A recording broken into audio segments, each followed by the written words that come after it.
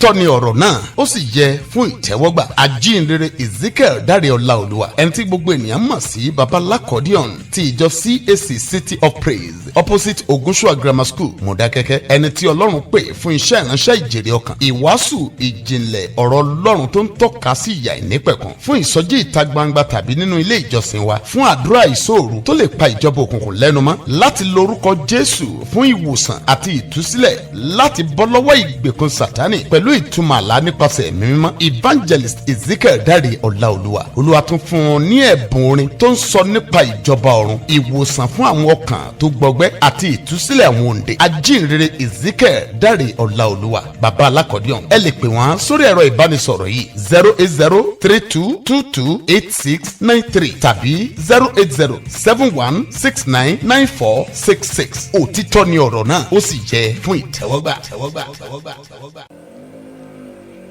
Ọlọ́run a dúpẹ́ fún àǹfààní mìíràn tí ẹ fún wa láti lè tún mú kí a tún bára wa sọ̀rọ̀. Ọlọ́run ẹ ṣé fún oore ọ̀fẹ́ àti àánú. A dúpẹ́ lọ́wọ́ rẹ Jésù. Olúwa gbọ́ ọpẹ́ wa. Ògo ńlá ni fún orúkọ yín. Gbogbo ẹ̀ṣẹ̀ wa bí ẹ̀dá ènìyàn Olúwa dáríjì wa.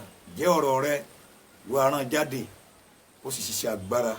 Gbọ́ ẹ̀yin tẹ́ ń gbọ́ mi tí ẹ sì ń wò mí lórúkọ Jésù Kristi yóò dára fún wa. A ó dé ìjọba Ọlọ́run lórúkọ Jésù Kristi Olúwa wa. Àmín. Mo kí gbogbo ẹ̀yin àyànfẹ́ Ọlọ́run lẹ́ẹ̀kan sí ní àìfi àkókò ṣòfò. Mo fẹ́ bá wa sọ̀rọ̀ lórí kókó kan tí mo pè ní ìṣẹ́gun lórí ẹ̀mí amúnisìn. Ìṣẹ́gun lórí ẹ̀mí amúnisìn. A dẹ̀ tún lè túmọ̀ rẹ̀ sí pé ìtúsílẹ̀ kúrò nínú ìdè amúnisìn. So ẹ̀yin ọmọ Ọlọ́run o, ọ̀rọ̀ tí tòní yìí mo fẹ́ kí ká gbé sínú ẹ̀mí. Kì í ṣe ìgbà tí ènìyàn wà nínú ìtìmọ́lé ni a lè sọ wípé ọ̀pọ̀lọpọ̀ wà nínú ìtìmọ́lé. Ọ̀pọ̀lọpọ̀ ló wà nínú ìtìmọ́lé tó sì ń rìn káàkiri. Ọ̀pọ̀lọpọ̀ ló wà nínú ìgbèkùn tí wọ́n sì ń rìn káàkiri. Ọ̀pọ̀lọpọ̀ ni wọ́n wà nínú ìdè tí wọ́n sì ń rìn káàkiri. Ọ̀pọ̀ ló ti kú ṣùgbọ́n tí wọ́n ń rìn káàkiri. Kí ló fà á? Báwo ni nǹkan ṣe rí bẹ́ẹ̀? Irú àwọn tí mò ń sọ̀rọ̀ nípa wọn yìí wọ́n wà ní ọwọ́ èṣù, wọ́n wà nínú ìgbèkùn. Ẹ̀yin ọmọ Ọlọ́run, ìbá dára kí ẹ kíyèsí mi bí mo ti ń pẹ̀lú ìmọ̀ràn tí mò ń fún yín yìí kó o sì lè rí àṣírí ayé ara rẹ gangan. Ọkùnrin kan tí gbogbo wa mọ ìtàn rẹ̀ nínú ìrere Luke orí ìkẹjọ ẹsẹ̀ 26-34.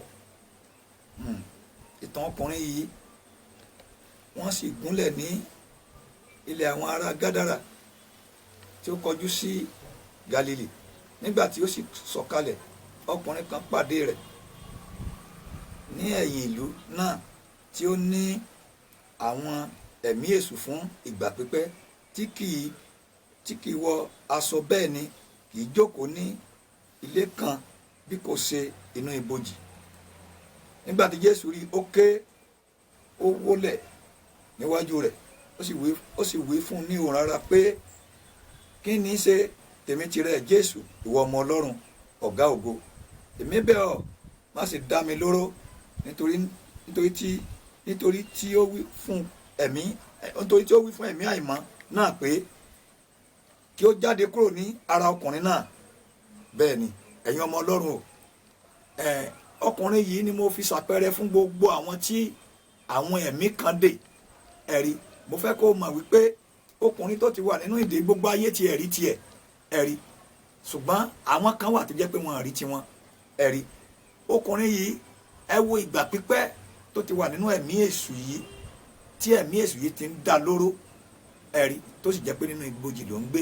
Bẹ́ẹ̀ sì ni ìrìn àjò àwọn kan tí wọn ò kíyèsí. Tẹ́ bá kíyèsí ọ̀rọ̀ mi, wàá mọ̀ pé ẹ̀mí adánilóró dá ọ dúró.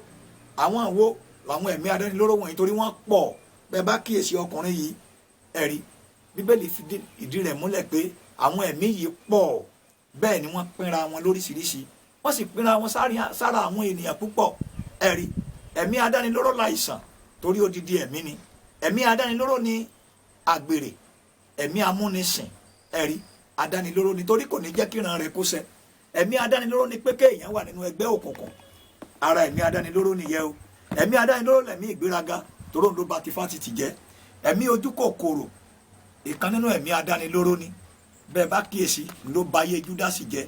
Torí náà mo fẹ́ kó kíyèsí ọ̀rọ̀ mi tó ń gbọ́ ní ìṣẹ́jú yìí. Ṣé ẹ̀mí yìí ò sí nínú ayé rẹ? Gbogbo ẹni tí ẹ̀mí ìgbéraga ń bẹ nínú rẹ̀, ẹ̀rí ẹ̀mí adánilóró ni. Ẹni tí ẹ̀mí àgbèrè ń bẹ nínú rẹ̀, ó lè ba àyànmọ́ àti ògo rẹ jẹ́ kó sì máa yí ire rẹ dànù lọ́dọọdún. Bẹ́ẹ̀ ni gbogbo ẹ̀yin tí ẹ̀mí àgbèrè ń bẹ nínú yín, bóyá obìnrin ni ọ́ bóyá ọkùnrin ni ọ́, ẹ̀rí má gbàgbé ẹ̀mí àgbèrè a máa ba àyànmọ́ àti ògo ènìyàn jẹ́. Bẹ́ẹ̀ ni tí ó bá ìwé òwe wípé ènìyàn á lè dúró lórí ẹyin iná gbígbóná kí iná má jó lẹ́sẹ̀. Ó ní bẹ́ẹ̀ ni ẹni tó wọlé tí obìnrin àjòjì, ó ní kì yóò lọ láì farapa. Torí náà gbogbo ẹ̀yin tí ẹ̀yin ẹ̀mí àgbèrè láàyè tínú rẹ̀ sì ń dùn sí, ó lè ba àyànmọ́ rẹ jẹ́, yóò sì yí gbogbo ire rẹ dànù. Bẹ́ẹ̀ ni mo fẹ́ kó mọ̀ wípé ọtí mímu, ẹ̀rí ara ìgbèkùn ni, ẹ̀rí Bíbélì pé fi ọtí mímu sílẹ̀ fún àwọn tí ayé wọn rẹ́dì láti bàjẹ́, ẹ̀rí. So nígbà tí wọ́n náà wà nínú ìdè ọtí mímu, ẹ̀rí ìdè sìgá mímu, ìdè igbó mímu, mo fẹ́ kó mọ̀ pé o wà nínú ìgbèkùn ẹ̀mí amúnisìn tí ó sì ba ìràwọ̀ ọjọ́ alẹ́ jẹ́.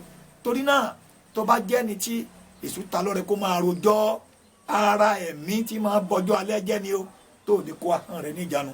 Ara ẹ̀mí tí máa sọ ènìyàn sínú ìdè tí kì í jẹ́ kí ayé ènìyàn nítumọ̀ ni. Nítorí náà ẹ̀rí mo bẹ̀ wá, ẹ̀rí gbìyànjú láti bẹ Olúwa ti ẹ̀mí yìí, ẹ̀rí mo sọ fún wa pé ẹ̀mí àìsàn, ẹ̀rí ara ẹ̀mí amúnisìn ni. Bẹ́ẹ̀ bá kíyèsí ọkùnrin kan nínú ìrere Jọ́hánù orí 5 ẹsẹ̀ 1 sí ẹsẹ̀ 14, ẹ ó rí ìtàn ọkùnrin kan tó ti wà nínú àìsàn láti ọdún 38 years, ẹ̀rí á dé ọ̀pọ̀lọpọ̀ mọ́lẹ̀ nítorí pé ọfà àìsàn bá wọn.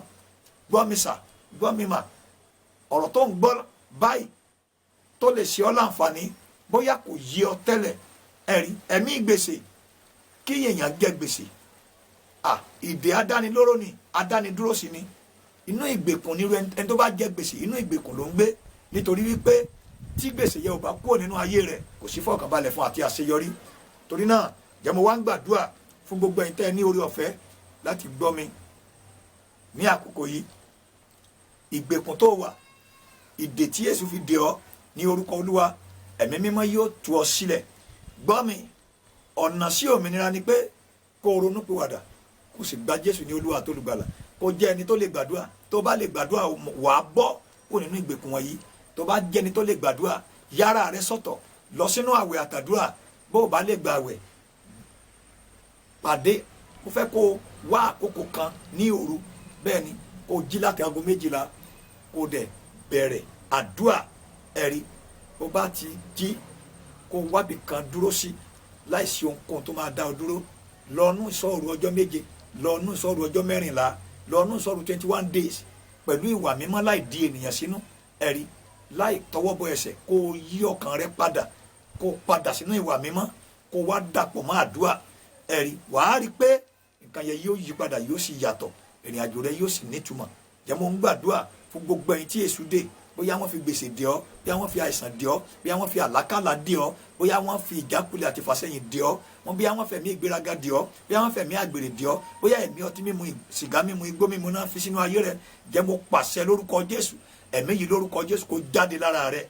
Gbogbo májẹ̀mú òkùnkùn tí wọ́n fi dè ọ́ lórúkọ Jésù kó gbiná dànù. Gbogbo agbára tí Èṣù ń lò lórí rẹ tí ò jẹ́ kí ìrìn àjò rẹ ó tẹ̀síwájú, agbára yẹ kó jóná.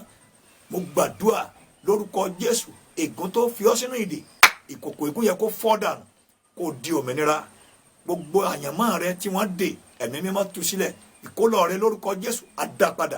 Ìlérí Ọlọ́run yóò sì ṣẹ nínú ayé yín, yóò sì dára fún yín. Àtẹ̀mí àtẹ̀yìn á dé ìjọba ọ̀run ní orúkọ Jésù Kristi Olúwa àti olùgbàlà wa, àmín. Orúkọ mi ni ajínrere Ezekiel Dáre Ọláolúwa tí gbogbo ènìyàn mọ̀ sí bàbá alákọ̀ọ́dúnrún. Síwájú sí, bí o bá fẹ́ tàbá ní ìmọ̀ràn bóyá nípa àlákàlà tàbí pé o ní ọkọ ọ̀run tàbí nǹkan kan ń dà ọ́ láàmú, pé àwọn nọ́mbà tí yóò wà níwájú rẹ yìí a ó sì dá ọ lóhùn. a ó sì gbàdúrà fún ọ yóò sì dára fún ọ. iléeṣẹ́ ìránṣẹ́ wa ó wà ní opposite Ògúnṣúà Grammar School Bódákẹ́kẹ́ Ọ̀ṣun State Nàìjíríà. ìjọ CAC Àgbàláyìn tó bá ti lóun lọ́bẹ̀ òtítọ́ ni ọ̀rọ̀ náà ó sì yẹ fún ìtẹ́wọ́gbà. Ajínrere Ezekiel Dáre Ọláolúwa ẹni tí gbogbo ènìyàn mọ̀ sí Baba Lakordion ti ìjọ CAC City of Praise opposite Ògúnṣúà Grammar School Mọ̀dákẹ́kẹ́, ẹni tí Ọlọ́run pè fún iṣẹ́ ìránṣẹ́ ìjèrè ọkàn, ìwàásù ìjìnlẹ̀ ọ̀rọ̀ Ọlọ́run tó ń tọ́ka sí ìyà ìnípẹ̀kun, fún ìsọjí ìta gbangba tàbí nínú ilé ìjọsìn wa, fún àdúrà ìṣòro tó lè pa ìjọba òkùnkùn lẹ́nu mọ́, láti lórúkọ Jésù fún ìwòsàn àti ìtúsílẹ̀, láti bọ́ lọ́wọ́ ìgbèkùn Sátánì pẹ̀lú ìtumọ̀ àlá nípasẹ̀ ẹ̀mí mímọ́. Evangelist Ezekiel Dáre Ọláolúwa, Olúwa tún fún un ní ẹ̀bùn orin tó ń sọ nípa ìjọba ọ̀run, ìwòsàn fún àwọn ọkàn tó gbọgbẹ́ àti ìtúsílẹ̀ àwọn òǹdè. Ajínrere Ezekiel Dáre Ọláolúwa, Baba Lakordion. ẹ lè pè wọ́n sórí ẹ̀rọ ìbánisọ̀rọ̀ yìí 08032228693 tàbí 08071699466. òtítọ́ ni ọ̀rọ̀ náà ó sì jẹ́ fún ìtẹ́wọ́gbà.